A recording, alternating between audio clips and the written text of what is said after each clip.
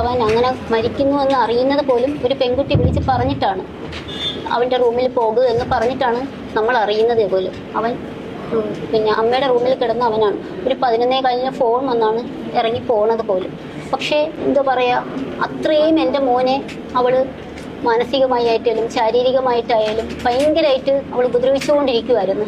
കാരണം എപ്പോഴും ഫോൺ എടുക്കണം, ഫുൾ ടൈം ഫോൺ എടുക്കണം. പക്ഷേ നല്ല ബോൾഡായിരുന്നു എൻ്റെ മോൻ. പക്ഷേ ഇവളുടെ മുമ്പിൽ മാത്രം എന്തിങ്ങനെ ആയിപ്പോയത് എന്ന് നമുക്കറിയത്തില്ല. കാരണം അവൾ എന്ത് ചെയ്താലും അവളെ അത്രയും പ്രൊട്ടക്റ്റ് ചെയ്ത് അവൻ നിന്നത്. എൻ്റെ ഈ മോളെ, ബ്രദറിൻ്റെ മോളെ ചീത്ത വിളിച്ചപ്പോൾ പോലും മോളെടുത്ത് എന്ന് പറഞ്ഞു, മോളെ പോട്ട് സോറി, കാല് പിടിച്ച് സോറിയൊക്കെ പറഞ്ഞിട്ട് പറഞ്ഞു ഇനി അങ്ങനെ ഒന്നും ഉണ്ടാവത്തില്ല എന്ന്. പക്ഷേ ആ പെൺകുട്ടി ഇങ്ങനെ മരിക്കുന്ന ലൈവായിട്ട് കണ്ടുകൊണ്ടായിരുന്നത്, വീഡിയോ കോൾ വഴി കണ്ടുകൊണ്ടായിരുന്നത്. പക്ഷെ നമ്മൾ ചെന്ന് അവനെ ഹോസ്പിറ്റലിൽ കൊണ്ടുപോയതിന് ശേഷവും നാട്ടുകാർ വന്നപ്പോഴത്തേക്കാണ് ഈ ഫോൺ ഇങ്ങനെ ചാരി വെച്ചിരിക്കുന്നത്, അതിലിങ്ങനെ മെസ്സേജ് വന്നുകൊണ്ടിരിക്കുന്നത്. അപ്പോഴാണ് നമ്മൾ കാണുന്നത്. അപ്പോഴും അതെടുത്ത് നോക്കിയപ്പോഴത്തേക്കാണ് അവന് അറപ്പും വെറുപ്പും ഉണ്ടാക്കുന്ന രീതിയിലുള്ള ചീത്തവിളിയായിരുന്നു. കാരണം അവൻ ആ ഫോൺ എടുക്കാനൊന്ന് ലേറ്റ് ആയതിന്, എൻ്റെ മൂത്ത മകൻ ഹോസ്പിറ്റലിൽ കിടന്നപ്പോൾ പോലും അവൻ ഹോസ്പിറ്റലിൽ വന്ന് നിന്നതിന് പറഞ്ഞൊരു ഡയലോഗുണ്ട്, ചാവാനുള്ളവൻ ചാവും, നീ എന്തിനു പോയി നിൽക്കുന്നു. പിന്നെ ഫുൾ ടൈം അവൻ എവിടെയാണ് നിൽക്കുന്നത് ഒരു സംശയമാണ് ആ കുട്ടിക്ക്. എപ്പോഴും ഇങ്ങനെ നിൽക്കുന്നത് എന്നുള്ളതെല്ലാം അവൾക്ക് കാണിച്ചു കൊടുക്കണം. കാരണം എൻ്റെ മോൻ കരഞ്ഞ് ഇന്ന് വരെ ആരും കണ്ടിട്ടില്ല. അവൻ്റെ ഫ്രണ്ടിൻ്റെ മുമ്പിൽ, ഇവിടെ ഈ പറഞ്ഞ അഖിലെന്ന് പറഞ്ഞ പയ്യൻ്റെ മുമ്പിൽ 3-ാം തീയതി അവൻ ഹോസ്പിറ്റലിൽ നിന്ന് വന്നപ്പം പറഞ്ഞിട്ടുണ്ടായിരുന്നു, ഇങ്ങനെ എൻ്റെ ചേട്ടന് വേണ്ടി ഹോസ്പിറ്റലിൽ പോയി, എൻ്റെ അമ്മാമ്മയ്ക്ക് വേണ്ടി ഹോസ്പിറ്റലിൽ പോയി നിന്നതിന് അവൾ എന്നെ ഒത്തിരി വഴക്ക് പറയുന്നുണ്ട്. പിന്നെ എൻ്റെ ചേട്ടൻ്റെ എൻഗേജ്മെൻറ്റിന് പോകാൻ പറ്റിയില്ല. പിന്നെ മോളെ ചേർത്ത് പറയുന്നുണ്ട്. ഇവർ ഒരു വീട്ടിൽ കളിച്ചു വരുന്ന മക്കളാണ്, ഒരു വീട്ടിലുള്ള മക്കളാണ്, മറു വീട്ടിലുള്ളത് പോലും അല്ല, ഒരു വീട്ടിലുള്ള കുട്ടികളെ. ഇപ്പൊ 15 വയസ്സുള്ള കുട്ടിയെ ചേർത്തിട്ടാണ് പറയുന്നത്. ഇപ്പൊ 15 വയസ്സായതേ ഉള്ളൂ. അന്ന് 14 വയസ്സിലാണ് ഈ ചീത്തയൊക്കെ വിളിക്കുന്നത് പോലും. അപ്പൊ അത്രയും നികൃഷ്ടമായിട്ട്, എന്നിട്ട് പോലും പോലീസ് എല്ലാ തെളിവുകളും, നമ്മുടെ കയ്യിൽ എല്ലാ തെളിവുകളും ഉണ്ട്. എന്നിട്ട് ആദ്യം പോലീസ് പറഞ്ഞത് ഫോൺ ലോക്കൊക്കെ എടുത്ത് നിങ്ങളുടെ മോൻ്റെ ഫോൺ അതുപോലെ തിരിച്ചു തരുമെന്ന്. പക്ഷേ കുറച്ച് ദിവസം കഴിഞ്ഞിട്ടും ഒന്നും അന്വേഷിക്കുന്നില്ല. ഞാൻ 10-ാം തീയതി മോൻ രാത്രിയിൽ മരിക്കുന്നു, 11-ാം തീയതി എല്ലാ ചടങ്ങും, 14-ാം തീയതി ഒന്നും ഈ കംപ്ലൈൻറ്റ് കൊടുത്ത്. അപ്പോൾ അവിടുത്തെ ഒരു പോലീസ് എൻ്റെ അടുത്ത് ചോദിച്ചൊരു ഡയലോഗാണ്, ഇത്രയും വർഷം സ്നേഹിച്ചിരുന്നവർ അവൾ ചാവാൻ പറഞ്ഞപ്പോൾ അവൻ പോയി ചത്തെന്നുണ്ടെങ്കിൽ ചത്തവൻ പോയി, ഇനി കേസൊന്നും എടുക്കാനൊന്നും പറ്റില്ല, അവൾക്കെതിരെ ഒരു ആക്ഷനും എടുക്കാൻ പറ്റില്ല. അപ്പം ഞാൻ ചോദിച്ചു, സാർ പെണ്ണിനെതിരെ ഒന്നും എടുക്കാൻ പറ്റത്തില്ലെന്ന് ചോദിച്ചു. അപ്പോൾ അവർ പറഞ്ഞ് ഇല്ല, അതിന് നിങ്ങളുടെ കയ്യിൽ തെളിവുണ്ടോ എന്ന് ചോദിച്ചു. ഞാൻ പറഞ്ഞ തെളിവുണ്ടെന്ന്. എന്ത് തെളിവെന്ന് ചോദിച്ചു. ഞാൻ പറഞ്ഞ അവൻ്റെ ഫോണാണ് അവൻ്റെ തെളിവ്.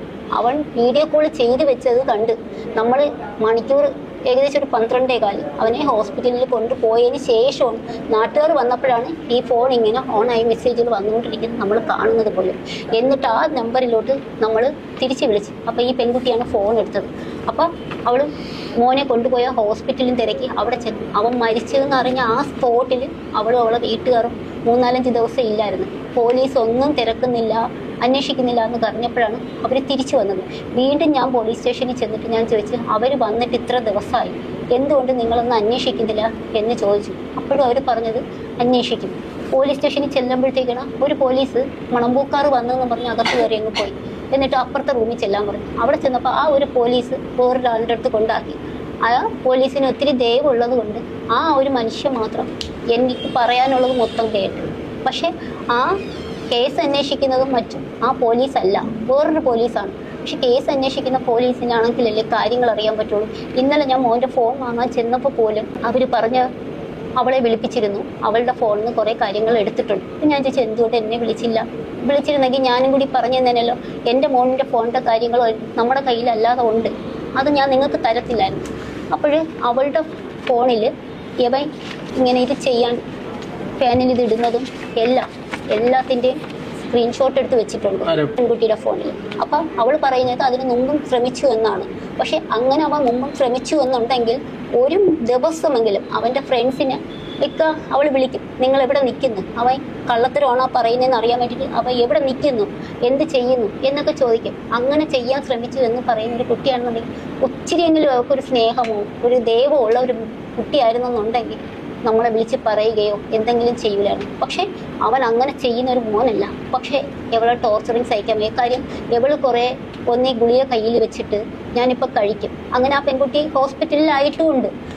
അല്ലെങ്കിൽ ഇതെനിക്ക് സൂയിസൈഡ് ചെയ്യും എന്ന് പറയും. അതിലും ലാസ്റ്റ് ദിവസവും പറയുന്നുണ്ട്, ഞാൻ 12:05 കഴിയുമ്പോൾ ഞാൻ കാണിച്ചു തരാം എന്ന് പറയുന്നുണ്ട്.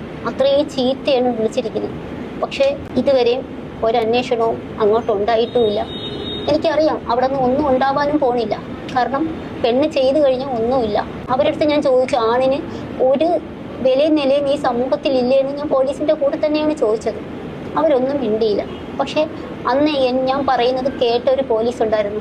അയാൾ കുറച്ച് സമയം കഴിഞ്ഞ് ഹോസ്പിറ്റലിൽ വന്നപ്പോഴത്തേക്കാണ് ഒരു പ്രതിയും കൊണ്ട് ഹോസ്പിറ്റലിൽ വന്നപ്പോൾ 2 പോലീസുമാരും കൂടെ വന്നപ്പോൾ ഞാൻ ഹോസ്പിറ്റലിൽ വയ്യാതെ കിടക്കുന്നതാണ് കണ്ടത്. ആ പോലീസുമാർ എന്നെ വന്ന് സമാധാനിപ്പിച്ചിട്ട് പറഞ്ഞു, കുഴപ്പമില്ല, നമ്മൾ അന്വേഷിക്കും, അങ്ങനെ ചെയ്യുമെല്ലാം ചെയ്യും. 2 ദിവസം കഴിഞ്ഞപ്പോഴങ്ങോട്ട് അവളെ വിളിച്ചു എന്ന് പറയുന്നു. പക്ഷേ വിളിച്ചിട്ടുണ്ടാവും, അതുകൊണ്ടാണല്ലോ ഇവരിങ്ങനെ ബാക്കി കാര്യങ്ങൾ അറിയുന്നത്. പക്ഷേ അവൾ പറയുന്ന എല്ലാ കാര്യങ്ങളും ഞാൻ പോലീസിൻ്റെ അടുത്ത് അങ്ങോട്ട് പറഞ്ഞു. പക്ഷേ അവർക്ക് അതൊന്നും വിശ്വാസമാവുന്നില്ല. എന്താണ് ഇവിടെ നടക്കുന്നതെന്ന് എനിക്കറിയത്തില്ല. പക്ഷേ എൻ്റെ മോനെ കൊന്നതാണ്. അവൾ ടോർച്ചർ ചെയ്ത് മാനസികമായിട്ട്, ശാരീരികമായിട്ടുള്ള ഉപദ്രവത്തിനേക്കാളും മാനസികമായിട്ട് ഉപദ്രവിച്ച് എൻ്റെ മോനെ കൊന്നത് തന്നെയാണ്. അല്ലെന്ന് ഞാൻ ഒരിക്കലും പറയത്തില്ല. കാരണം അത് അവൻ്റെ ചാറ്റുകൾ കണ്ടു കഴിഞ്ഞാൽ അവനെ അറിയാം. ഫ്രണ്ട്സിൻ്റെ കൂടെ നിൽക്കുമ്പോൾ പോലും ഫോണൊന്നും എടുത്തില്ല. അല്ലെങ്കിൽ വണ്ടി ഓട്ടത്തിനായിരിക്കുന്ന സമയത്ത് പോലും ഫോണൊന്നും എടുക്കാതെ വന്നു കഴിഞ്ഞാൽ അപ്പോഴേ അവൾ ആത്മഹത്യാ ഭീഷണിയാണ് മുഴക്കുന്നത്. എന്ത് ചെയ്തെന്നോ എങ്ങനെ ആയിരുന്നെന്നോ ഒന്നും എനിക്കറിയാൻ വയ്യ. പക്ഷെ എന്താണ് ഇവിടെ നടക്കുന്നതെന്ന് എനിക്കറിയത്തില്ല. പക്ഷെ എൻ്റെ മോനെ കൊന്നതാണ്.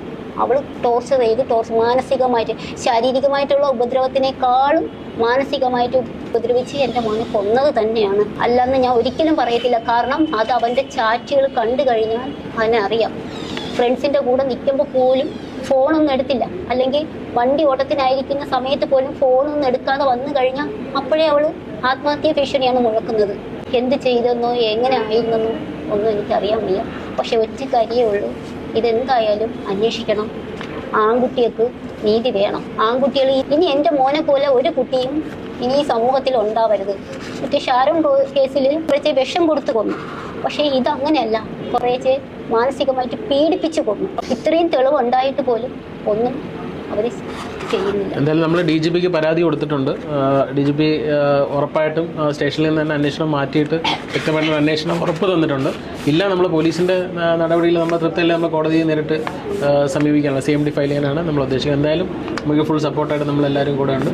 പക്ഷേ എൻ്റെ മോനിൻ്റെ ഫോണിൻ്റെ ലോക്ക്, വാട്സപ്പിൻ്റെ ഡീറ്റെയിൽസും ആ പെൺകുട്ടിക്ക് അറിയാം. കാര്യം ഇവർക്കൊന്നും മെസ്സേജ് അയക്കാൻ അവർക്ക് പറ്റത്തില്ല. അവൻ്റെ ഇൻസ്റ്റാഗ്രാം അക്കൗണ്ട് വഴി കയറിയിട്ടാണ് ഇവരെല്ലാവരെയും ചീത്ത വിളിക്കുന്നത്.